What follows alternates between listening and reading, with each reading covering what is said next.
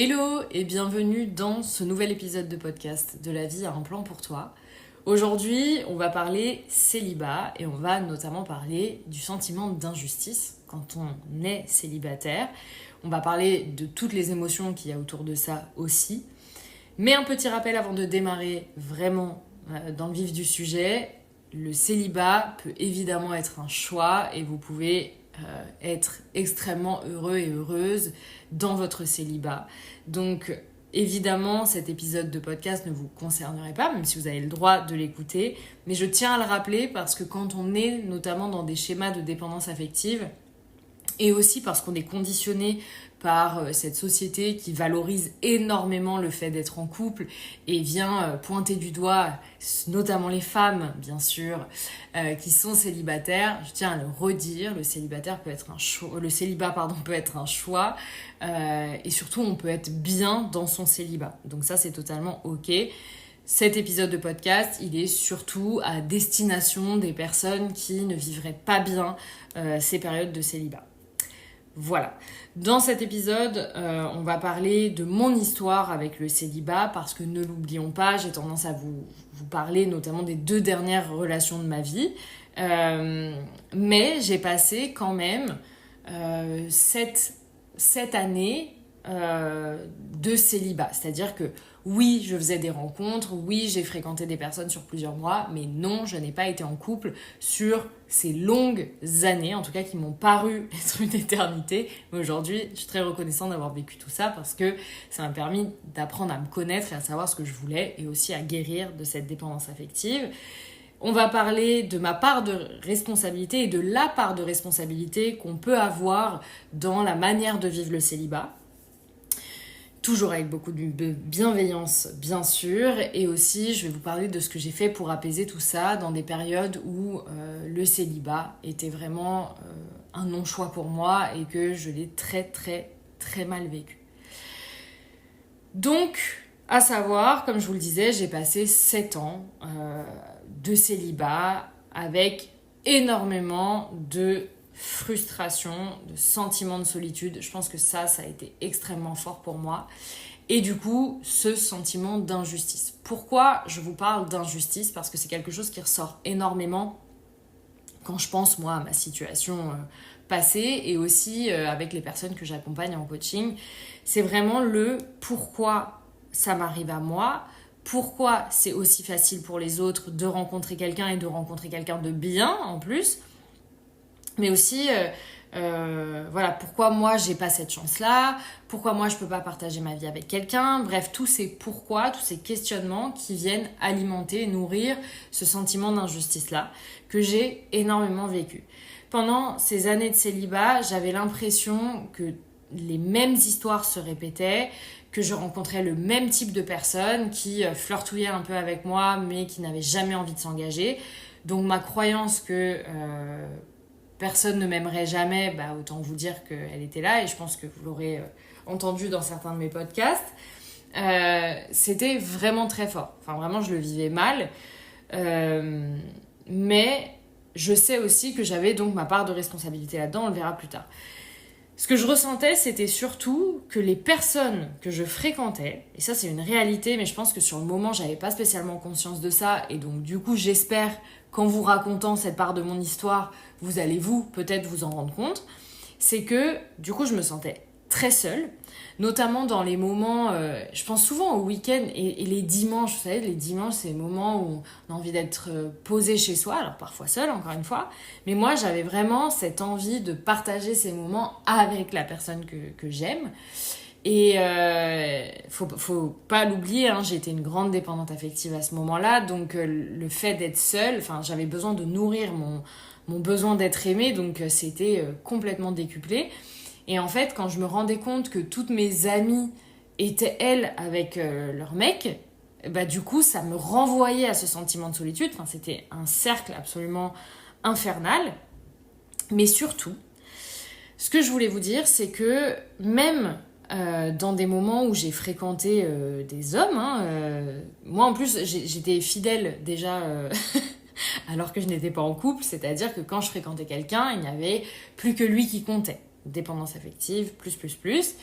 Et en fait, je me sentais souvent encore plus seule quand il y avait quelqu'un dans ma vie, je mets des gros guillemets là-dessus, que quand finalement il n'y avait pas quelqu'un dans ma vie. Parce que je trouve que ce sentiment de frustration, d'attente, de ne pas savoir où on en est dans la relation, de devoir attendre que ce soit lui qui veuille bien nous voir, purée, qu'est-ce que ça nous fait nous sentir seuls et en plus rejetés et avoir l'impression qu'on n'est pas digne de passer du temps avec nous, d'être aimé. Enfin, je trouve que c'était un mélange d'émotions qui m'était complètement insupportable.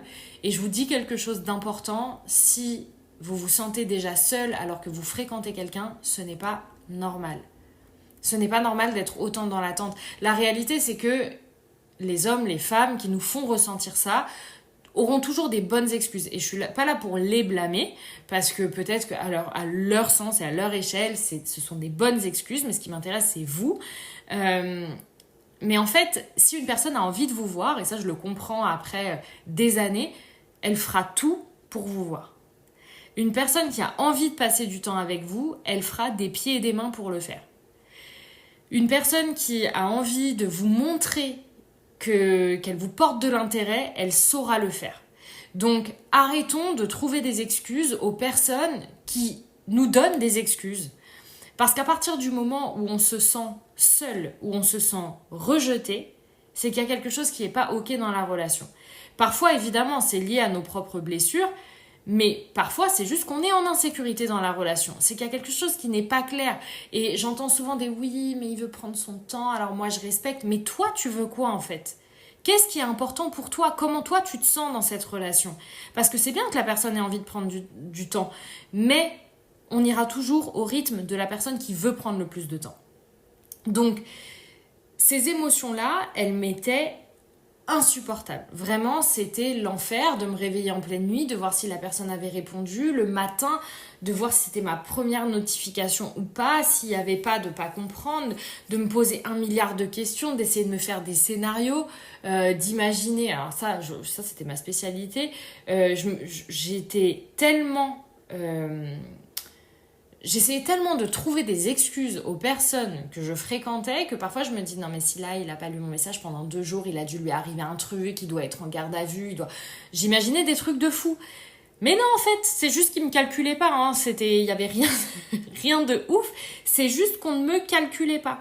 Mais j'étais tellement... Enfin, et je sais que mon cerveau me protégeait au maximum, donc j'essayais de me convaincre qu'évidemment il était arrivé quelque chose. Parce que notre connexion était tellement exceptionnelle, tu ne m'aurais pas fait ça quand même. Donc, j'avais tous ces sentiments-là, toutes ces émotions qui venaient se mélanger pendant 7 ans avec les mêmes profils de personnes, à essayer de trouver des excuses. Oui, mais il est comme ça, oui, mais il n'est pas démonstratif, oui, mais là, il a beaucoup de travail, et là, il monte son entreprise, et là, blablabla. Bla, bla. En fait, c'était que ça. Et aujourd'hui, je me rends compte, je vais pas dire du temps que j'ai perdu, parce que je suis reconnaissante pour la vie que j'ai vécue, mais... ouais, du temps que j'ai accordé en fait. Du temps que j'ai accordé à ces personnes-là. Mais en même temps, si je ne l'avais pas fait, je n'aurais jamais pu comprendre quels étaient mes schémas relationnels. Et à côté de ça, donc là, ça vient quand même me challenger parce que j'avais ma part de responsabilité. Même là, quand je vous le dis, je sais que c'est un truc contre lequel je lutte encore aujourd'hui. Mais ça, il y avait à côté de ça ce sentiment d'injustice parce que je me disais, quand bien même... je trouve des excuses à ces personnes-là, pourquoi la vie ne m'envoie pas une personne qui a envie, en fait, de passer ce temps-là avec moi ? Pourquoi la vie ne m'envoie pas des personnes qui vont s'engager dans une relation avec moi ? Et c'est là qu'on en arrive à la part de responsabilité et qui nous fait chier. Très clairement, et je vous le dis souvent, mais si c'est la première fois que vous écoutez un épisode de podcast, vous allez voir, ça secoue un petit peu, c'est à quel point j'avais ma part de responsabilité dans ces situations et potentiellement à quel point vous avez aussi votre part de responsabilité. Le but, c'est pas d'être dans un discours qui soit moralisant ou culpabilisant parce que ça veut pas dire c'est de votre faute. Ça veut dire en fait qu'est-ce que je peux observer dans mes comportements et mes mécanismes pour essayer de comprendre pourquoi je suis toujours attirée par le même type de personne et pourquoi finalement, je reste dans ces relations qui ne me conviennent pas. Parce que La dernière fois, j'en parlais avec une cliente, et avec des amis d'ailleurs, c'est la facilité qu'on va avoir quand on est dans ce type de relation, de se dire « Oui, mais pourquoi lui, il part pas ? Oui, mais lui, il sait que j'ai des sentiments. Donc, pourquoi lui, il part pas ? C'est lui qui n'a pas envie d'être là en réalité. » C'est tellement faux.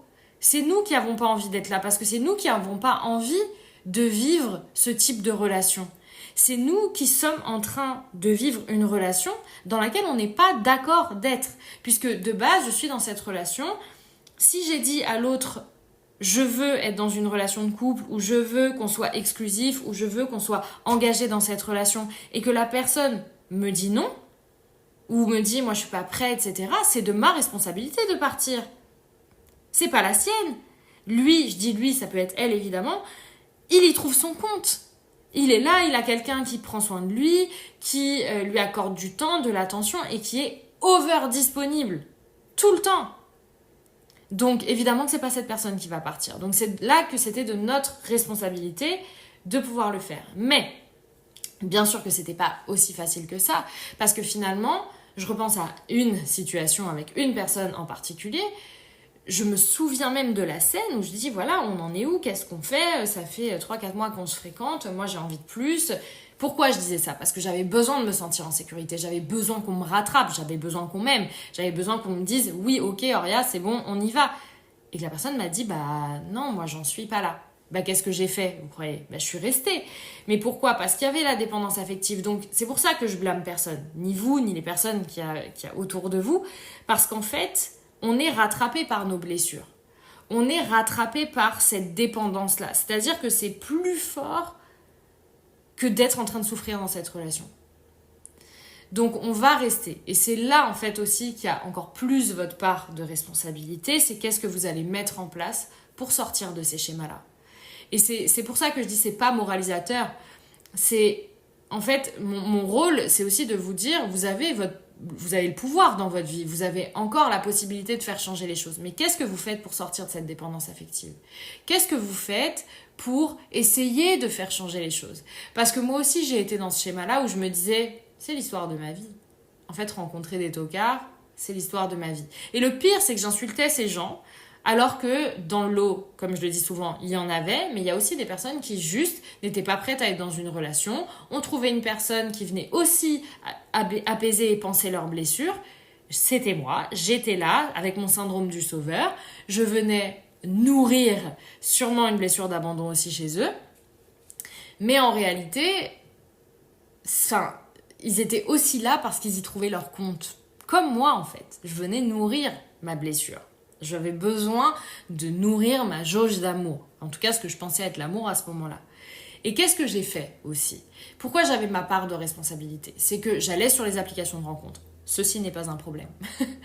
C'est pas le problème d'être sur des applications de rencontres. Le problème, c'est pourquoi on va sur les applications de rencontres. C'est l'intention avec laquelle on va sur les applications de rencontres. Parce que très souvent, ce dont je me rends compte, c'est que les personnes vont sur les applications de rencontres, et j'en parlais avec une personne hier, pour nourrir l'espoir, pour avoir du confort, le confort de parler avec quelqu'un, le confort de ne plus se sentir seul, le confort de se sentir aimé, le confort de se sentir désiré, et j'en passe. Donc, à ce moment-là, j'ai ma part de responsabilité sur le pourquoi je suis célibataire, puisque je vais sur les applications de rencontres, parce qu'à ce moment-là, ça me semble être le meilleur moyen pour rencontrer certaines personnes. Mais le fait est, c'est que mon intention n'est pas la bonne.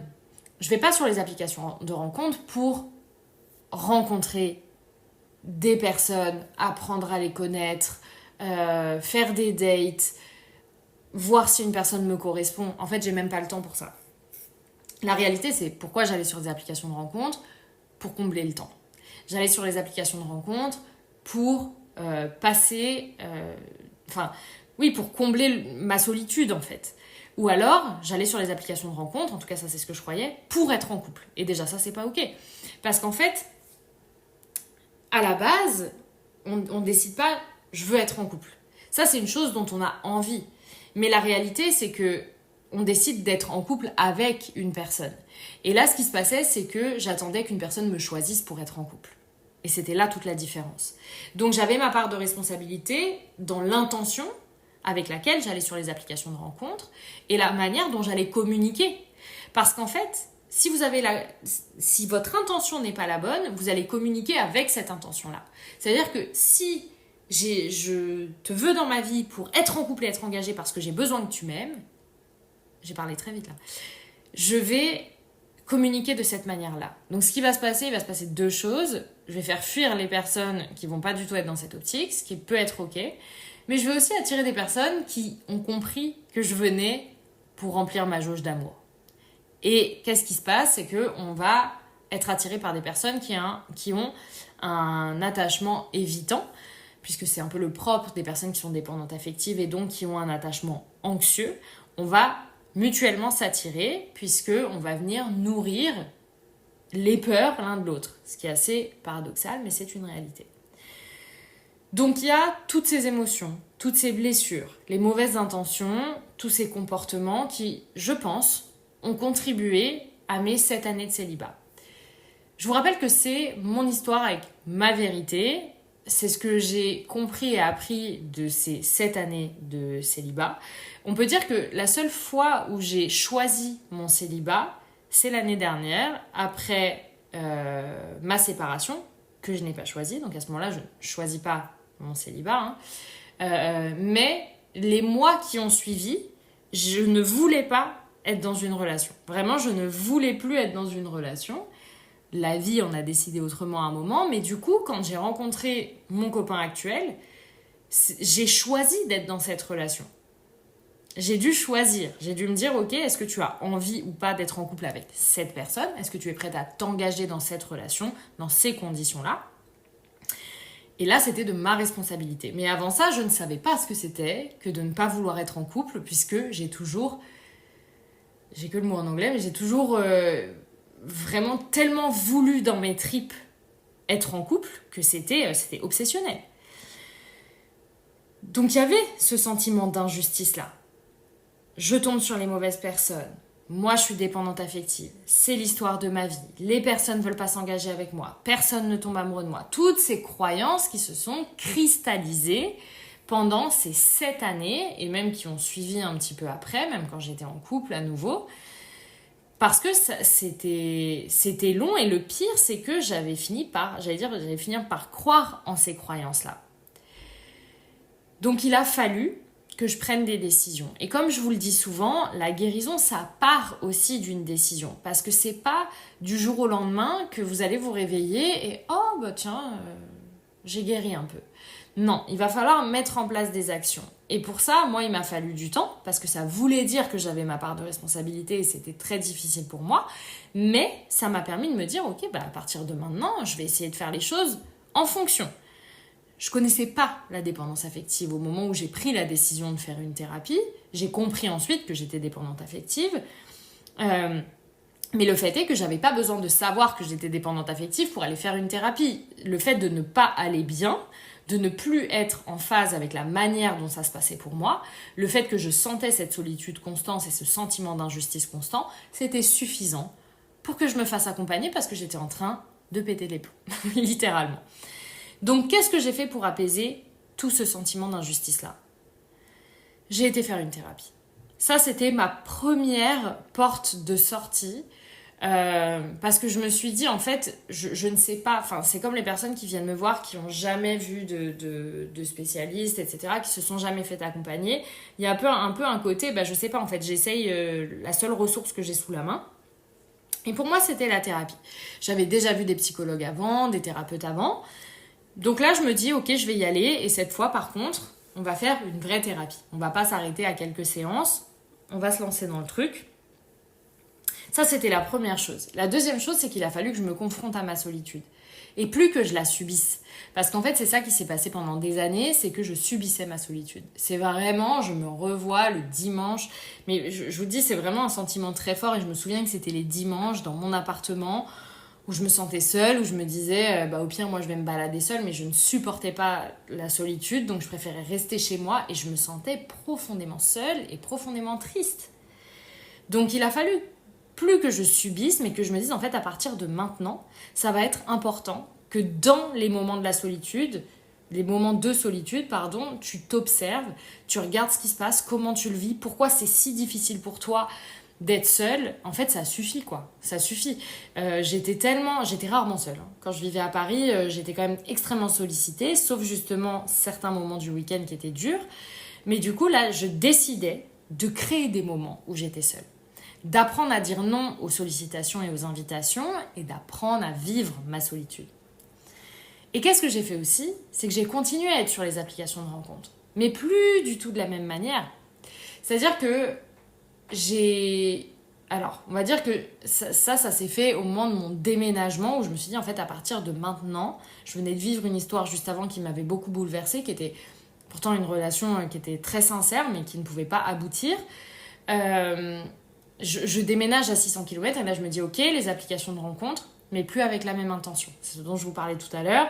C'était, à partir de maintenant, on va prendre le temps de choisir les personnes avec qui on discute. On va poser nos limites. Ça, c'est comme ça aussi que j'ai appris. Donc finalement, les applications de rencontres, là où je les diabolisais un peu tout à l'heure, même si c'était de par l'intention avec laquelle j'allais sur les applications de rencontres et pas les applications de rencontres elles-mêmes, là, elles m'ont fait du bien, ces applications de rencontres. Pourquoi ? Parce qu'elles m'ont permis, quand j'arrive dans cette nouvelle ville, de rencontrer de nouvelles personnes qui j'ai vraiment changé de profil parce que je pense que mon intention était différente, parce que j'ai plus posé mes limites. Alors, je vous assure, c'était pas du tout parfait et j'étais encore dans une forme de dépendance, mais on était déjà sur des profils différents qui n'étaient pas manipulateurs, c'était plutôt des gentils, mais qui étaient un peu torturés, hein, comme toujours, et donc, voilà, c'était pas fluide, quoi. Mais ces applications de rencontres, elles m'ont aussi fait du bien parce que j'étais plus dessus avec la même intention. C'est-à-dire que je choisissais mes moments où je mettais de l'énergie dedans. Et du coup, c'était plus je te rencontre parce que je veux qu'on soit en couple. Parce que ça, je pense vraiment qu'on est hyper déçus en fait. À la fin d'un date, on se dit ah ben non, oh là là, ce sera tellement pas lui quoi. Mais en fait, je t'ai vu une fois, évidemment, dans tous les cas, c'est pas toi. Évidemment que, tu vois, c'est normal, c'est pas toutes les personnes que je vais rencontrer dans le monde qui seront susceptibles d'être mon partenaire de vie. Heureusement. Donc ça, c'était la troisième chose. Donc la thérapie, me confronter vraiment par choix à ma solitude et m'observer véritablement, observer mes mécanismes, mes émotions, etc. Les applications de rencontres, alors c'est pas forcément quelque chose que je recommande parce que quand on est dans une dépendance affective très forte, on peut très vite se convaincre qu'on pose une intention et finalement c'est pas tout à fait celle-là, mais je vous parle de ma propre expérience. Et surtout, ce qui m'a aidé au plus haut point, c'est me focus sur d'autres projets que celui d'être en couple. Parce qu'en fait, je me suis rendu compte que dans ma vie, être en couple, c'était mon plus gros projet. J'avais pas de projet de carrière, je m'en foutais d'où j'allais vivre, je faisais un taf, ça m'allait bien, en plus mes collègues étaient sympas et tout. Mon seul projet de vie, c'était être aimé en fait. C'était même pas être en couple, hein. Je pense que c'était profondément être aimé. Et du coup, il a fallu que je me focus sur un autre projet que celui d'être en couple. Et ce qui a été le cas puisque j'ai décidé de monter mon entreprise. Donc du coup, je n'avais pas d'autre choix. Mais la réalité, c'est que dans mon ancienne relation, je pense qu'une fois que mon entreprise était lancée, c'est devenu un autre projet. Et être en couple, ça peut être un projet. C'est pas du tout un problème. On a le droit de vouloir construire une relation et de s'investir véritablement dans celle-ci. Mais ça ne peut pas être notre seul projet de vie. On ne peut pas vivre juste pour être en relation. On ne peut pas vivre juste pour vivre des moments d'amour amoureux. Il y a tellement d'autres choses dans la vie qui doivent nous épanouir parce que la vie ne tient pas qu'à notre partenaire de vie et au choix de notre partenaire de vie. Même si, je le reconnais, quand on est en couple et heureux, ça fait du bien. Je ne vais pas dire le contraire, je ne suis pas en train non plus de prôner le célibat à tout prix. Ce que j'essaie de vous expliquer, c'est que ce sentiment d'injustice-là, on peut aussi apprendre à l'apaiser. Mais ça demande de faire des choix, et notamment le choix de se focus sur d'autres projets que celui d'être dans une relation.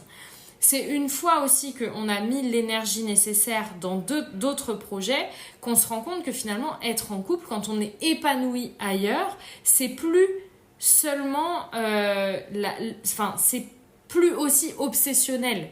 C'est-à-dire que oui, ça va être important, on a envie en fait, on va choisir d'être dans une relation de couple, on va peut-être mettre en place des actions pour rencontrer de nouvelles personnes, Mais il faut être conscient qu'au même titre que bâtir une entreprise, au même titre que créer des amitiés, construire une relation, choisir la personne avec qui on a envie d'être dans une relation, ça demande du temps, de l'investissement.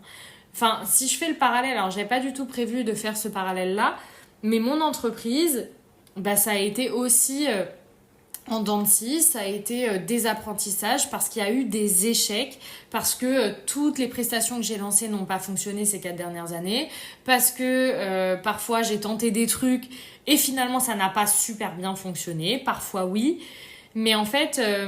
je vais vous donner cet exemple, mais il y a eu une période pendant 1 an dans mon activité où j'ai fait autre chose que de parler de la dépendance affective. Ça a très bien fonctionné, mais notre relation s'est arrêtée il y a 1 an parce que tout d'un coup, je n'ai plus eu envie. La dépendance affective, j'ai eu besoin de m'en éloigner pour la réétudier, pour mieux la comprendre encore. C'était aussi dans mon intérêt, mais dans l'intérêt des personnes que j'accompagnais. Donc j'ai parlé d'autres choses, j'ai fait d'autres choses, j'ai coaché sur d'autres sujets. Mais en fait, c'était pas ce qui me correspondait complètement et ça m'a correspondu sur une période donnée. Pardon. Et en fait, dans les relations, c'est exactement pareil. C'est que vous pouvez pas espérer aller sur l'application de rencontre, parler à une personne et que ce soit la personne de votre vie. Ça arrive à des gens.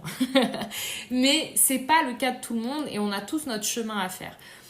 Être dans une relation, c'est un chemin, c'est apprendre à faire connaissance, c'est choisir, c'est réajuster, tout comme une entreprise. Voir ce qui fonctionne pas. On pensait vouloir des choses, on pensait que c'était ça qui fonctionnait, finalement on se rend compte que non.